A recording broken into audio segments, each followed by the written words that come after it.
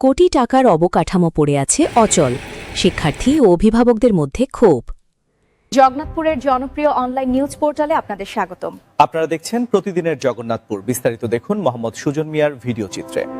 কারিগরি শিক্ষার প্রসার, দক্ষ জনশক্তি তৈরি এবং দেশের টেক্সটাইল শিল্পে কর্মসংস্থানের সুযোগ বৃদ্ধির লক্ষ্যে সুনামগঞ্জে জগন্নাথপুরে নির্মাণ করা হয়েছে টেক্সটাইল ভোকেশনাল ইনস্টিটিউট। সরকারের অর্থায়নে নির্মিত প্রতিষ্ঠানটির ভবনসহ প্রয়োজনীয় অবকাঠামোর কাজ অনেক আগেই সম্পন্ন হয়েছে, কিন্তু দীর্ঘ সময় অতিবাহিত হলেও এখনও শিক্ষা কার্যক্রম শুরু হয়নি। ফলে আধুনিক এই শিক্ষা প্রতিষ্ঠানটি দীর্ঘদিন ধরে অচল অবস্থায় পড়ে রয়েছে। আমাদের দীর্ঘদিনের একটা স্বপ্ন ছিল এই যে রানীগঞ্জ কৃষি ইনস্টিটিউটের। এখন দাবিটা আসলে স্বপ্নটা আমাদের পূরণ হয়েছে, কিন্তু এখন পর্যন্ত চালু হয় নাই। আমি এই সরকারের কাছে জোর দাবি জানাচ্ছি যে এই যত তাড়াতাড়ি সম্ভব আমাদের স্বপ্নের কৃষি ইনস্টিটিউটটা চালু করে দেওয়ার জন্য। আচ্ছা, এই কৃষি ইনস্টিটিউটটা যদি চালু হয়ে যায় তাহলে আমাদের ছেলে মেয়ে আছে, ছেলে মেয়েদের লেখাপড়ার জন্য ভালো হয়। আবার আমরা ব্যবসা বাণিজ্য করতেছি, ব্যবসা বাণিজ্য করতেও আমাদের অনেক সুবিধা হবে, এখানে অনেক মানুষের সমাগম হবে। তাই আমি সরকারের কাছে জোর দাবি জানাচ্ছি এটা যত দ্রুত সম্ভব এটাকে চালু করে দেওয়ার জন্য। ইনস্টিটিউট সূত্রে জানা যায়, টেক্সটাইল ভোকেশনাল ইনস্টিটিউট কাজ 2023 সালের অক্টোবর মাসে শুরু হয়ে 2025 সালের জুনে মাস শেষ হয়। এই প্রতিষ্ঠানে জায়গাসহ সব মালামাল বাবদ 25 কোটি টাকা খরচ হয়েছে। কিছু আগে বিল্ডিং হস্তান্তর করা হয়েছে। জনবল নিয়োগ হওয়া শেষের দিকে এটা চলমান আছে। এখনও পদ নির্ধারণ হয়নি, নির্ধারণ হলে নিয়োগ প্রক্রিয়া শুরু হবে। প্রতিষ্ঠানটি অনুমোদন পেয়েছে। 2027 সালের জানুয়ারি থেকে ছাত্র ভর্তি হওয়ার কথা রয়েছে। বাংলাদেশ কারিগরি শিক্ষা বোর্ড থেকে অনুমোদন হয়ে গেছে। এখনও অধিদপ্তর থেকে জনবলের চাহিদা দেওয়া হয়নি।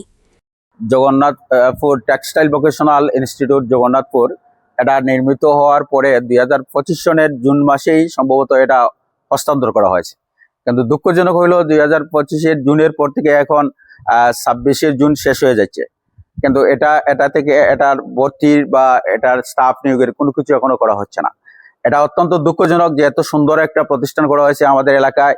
এটা নজিরবিহীন একটা প্রতিষ্ঠান, কিন্তু এখানে ছাত্রছাত্রী যদি আসতো বা ভর্তি হতে পারতো তাহলে আমাদের জন্য অনেক উপকার হতো। কিন্তু এখন শুধুমাত্র আমরা এই বিল্ডিংটাই দেখি, আর কোনো কিছু দেখি না। আমাদের শুধু দেখার মধ্যে এখানে সীমাবদ্ধ। আমরা সরকারের কাছে আহ্বান জানাবো এটা যে এই সুন্দর প্রতিষ্ঠানটিকে এই 2027-এ যাতে শিক্ষাবর্ষটা চালু করা হয়, এবং চালু করলে এই বিল্ডিংটার অবস্থানও সুন্দর থাকবে, নতুবা অযত্ন অবহেলায় এই বিল্ডিংটা নষ্ট হয়ে যাবে। আর এলাকাবাসী বা রাষ্ট্র যে উদ্দেশ্য নিয়ে প্রতিষ্ঠা করেছে উদ্দেশ্যটা ব্যাহত হবে। আমরা সরকারের কাছে আহ্বান করব যে 2027 সনের শিক্ষাবর্ষে জানুয়ারিতে যাতে এখানে ছাত্রছাত্রী ভর্তি করা যায় এবং এখানে পূর্ণাঙ্গ একটা স্টাফ নিয়োগ করা যায়, এই আশয় আমরা ব্যক্ত করছি। সরজমিনে গিয়ে দেখা যায়, দীর্ঘদিন ধরে ভবনটি ব্যবহার না হওয়ায় বিভিন্ন স্থানে ধুলাবালি জমেছে এবং নিয়মিত রক্ষণাবেক্ষণের অভাবে ভবিষ্যতে অবকাঠামোর ক্ষতির আশঙ্কাও তৈরি হয়েছে। দামি মালামালের ওপর ধুলাবালি জমে নষ্ট হওয়ার সম্ভাবনা দেখা দিয়েছে। একটি সরকারি প্রতিষ্ঠান নির্মাণ করে বছরের পর বছর ফেলে রাখা হয়েছে। এখানে টেক্সটাইল প্রযুক্তির ওপর হাতে কলমে কারিগরি শিক্ষা প্রদানের মাল পড়ে আছে। স্থানীয় সূত্রে জানা যায়, প্রতিষ্ঠানটির একাডেমিক ভবন, প্রশাসনিক ভবন সহ প্রয়োজনীয় অবকাঠামো প্রস্তুত থাকলেও আসবাবপত্র সরবরাহ, ল্যাবরেটরি স্থাপন করা হলেও শিক্ষক কর্মচারী নিয়োগ, প্রশাসনিক কার্যক্রম সম্পন্ন না হওয়ায় এটি চালু করা হচ্ছে না। এতে সরকারের কোটি কোটি টাকার বিনিয়োগের সুফল থেকে বঞ্চিত হচ্ছেন এলাকার হাজারো শিক্ষার্থী।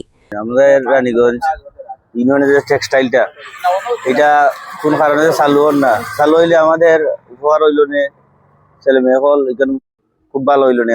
জগন্নাথপুর ও আশপাশের উপজেলার অনেক শিক্ষার্থী অষ্টম শ্রেণী থেকে পাশ করা শিক্ষার্থী কারিগরি শিক্ষায় ভর্তি হতে আগ্রহী, কিন্তু নিজ এলাকায় টেক্সটাইল ভোকেশনাল ইনস্টিটিউট চালু না থাকায় তাদের দূরের জেলায় গিয়ে ভর্তি হতে হয়।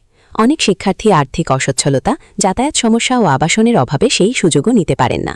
ফলে অনেক মেধাবী শিক্ষার্থী কারিগরি শিক্ষার বাইরে থেকে যাচ্ছেন। স্থানীয় লোকজন বলেন, বর্তমান সময়ে চাকরি বাজারে কারিগরি শিক্ষার গুরুত্ব অনেক বেড়েছে। বিশেষ করে টেক্সটাইল খাত বাংলাদেশের অন্যতম বৃহৎ শিল্প খাত। এ খাতে দক্ষ জনবলের চাহিদা প্রতিনিয়ত বাড়ছে। জগন্নাথপুরে টেক্সটাইল ভোকেশনাল ইনস্টিটিউট চালু হলে স্থানীয় শিক্ষার্থীরা স্বল্প খরচে আধুনিক ও কর্মমুখী শিক্ষা গ্রহণের সুযোগ পেতেন। পাশাপাশি দেশের তৈরি পোশাক ও টেক্সটাইল শিল্পে দক্ষ কর্মী হিসেবে নিজেদের প্রতিষ্ঠিত করতে পারতেন। এই ব্যাপারে এই টেক্সটাইল ভোকেশনাল ইনস্টিটিউটের দায়িত্বে থাকা শান্তিগঞ্জের প্রিন্সিপাল সোহরাব হোসেন বলেন, হ্যাঁ, ওটা আমাদের যে কিছুদিন আগে ওটা বিল্ডিং হস্তান্তর হয়েছে, কিন্তু ওই আমাদের জনবল সৃজন হওয়ার শেষের দিকে আমাদের ওটা জনপ্রশাসনে আছে। আমাদের পদ সৃজন প্রায় শেষের দিকে। পদ সৃজন হলে আমাদের ওই নিয়োগ প্রক্রিয়া শুরু হবে। আর আমাদের অ্যাফিলিয়েশন আমরা পাইছি। আমরা আশা করি, আমরা সরকারকে চিঠি করছি, তো আগামী এই সেশন থেকে ছাত্র নেওয়ার চেষ্টা করতেছি আর কি। জানুয়ারিতে ছাত্র ভর্তি করার আমাদের একটা চিন্তা আছে। হ্যাঁ, জানুয়ারি থেকে শিক্ষা কার্যক্রম শুরু হওয়ার জন্য আমরা ইতিমধ্যে চিঠি দিয়েছি। আমরা বলছি, হ্যাঁ, এটা আমাদের যারা ডিজি মহোদয় আছে, আমাদের সচিব কমিটি আছে, তাদের কাছে এটা প্রক্রিয়া দিন আছে। তাদের পাইলেই আমরা শুরু করব। আমাদের কিন্তু কারিগর বোর্ড থেকে আমরা ইতিমধ্যে স্বীকৃতি পেয়ে গেছি।